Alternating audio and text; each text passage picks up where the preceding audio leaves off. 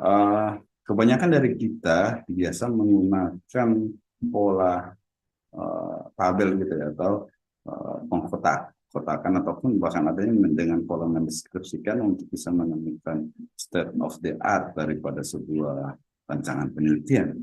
Nah, kesempatan kali ini saya coba membuat dalam sebuah skema sederhana yang tentunya bukan yang paling benar tidak tadi, hanya membantu untuk memudahkan pembacaan seperti yang saya sampaikan di awal, hanya membantu untuk memudahkan pembacaan state state of the art yang kita bangun untuk proposal kita. Oke, nah dari ketiga tindakan tersebut, identifikasi, evaluasi, dan kita mensinkronisasikan lewat modus literatur review atau sejenisnya, maka kita bisa mendapatkan arah baru yang uh, lebih luas ya, atau secara perspektif ingin kita jelajahi gitu ya.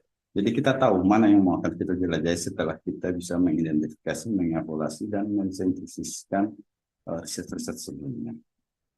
Oke, Bapak Ibu, uh, mohon maaf saya jelaskan sedikit tentang kohesi dan strategi adaptasi ini sebagai sebuah tema yang tentunya uh, punya kaitan nanti ya ketika kita merujuk pada tema penelitian tersebut.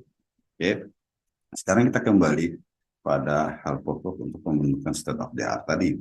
Jadi saya membaginya menjadi ada 4.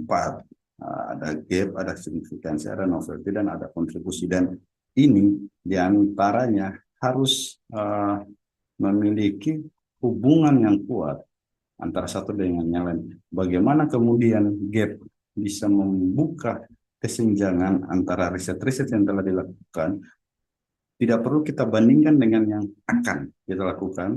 Buat saya itu tidak fair membandingkan yang sudah dilakukan dengan yang akan, karena yang sudah dilakukan sudah terbukti dan sudah dilaksanakan, sementara yang akan kita lakukan itu masih dalam sebuah proses perencanaan. Jadi mohon dipilah gap ini terjadi di antara yang telah dilakukan. Nah, tujuannya apa? Gap ini kita mau melihat celah atau kekosongan di antara apa yang telah dilakukan, kekurangan, apa kebelum atau apa ya, sesuatu yang belum tercapai, atau ada hal yang belum tercapai dari riset-riset sebelumnya, dan itulah eh, tujuan gambaran yang kita dapatkan dari gap, Bapak Ibu. Nah, setelah gap bisa kita temukan, maka di situ kita akan bisa melihat sebesar apa sih gap itu, seberapa lebar celah itu gitu. Nah, akibat kesenjangan yang ada itu kita bisa ukur seperti apa kekosongan yang ada.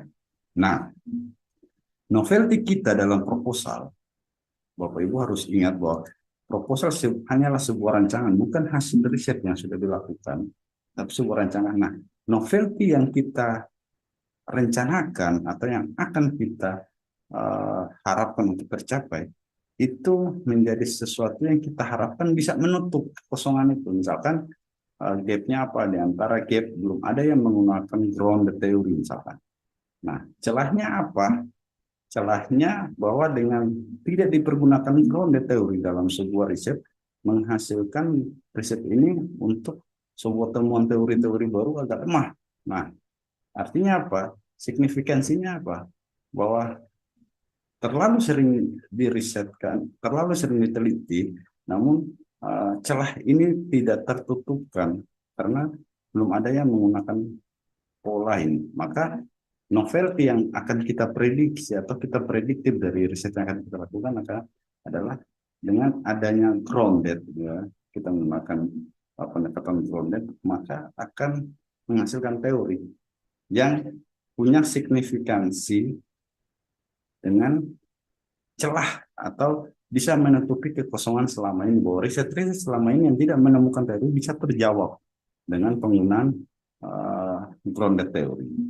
Nah, itu yang penting. Jadi ada penggambaran yang berkelanjutan dari satu bagian ke bagian lain, dan uh, kontribusi. Jadi temuan baru itu kemudian tidak bisa berdiri sendiri seperti menara gading, namun dia harus bisa menjelaskan kontribusinya dia terhadap apa. Nah, jadi apa yang saya sampaikan bahwa bagaimana novelty ini mengisi celah kekosongan itu. Apa manfaatnya ketika kita dengan menggunakan Groundnet bisa menemukan apa manfaatnya? Nah, harus kita jelaskan.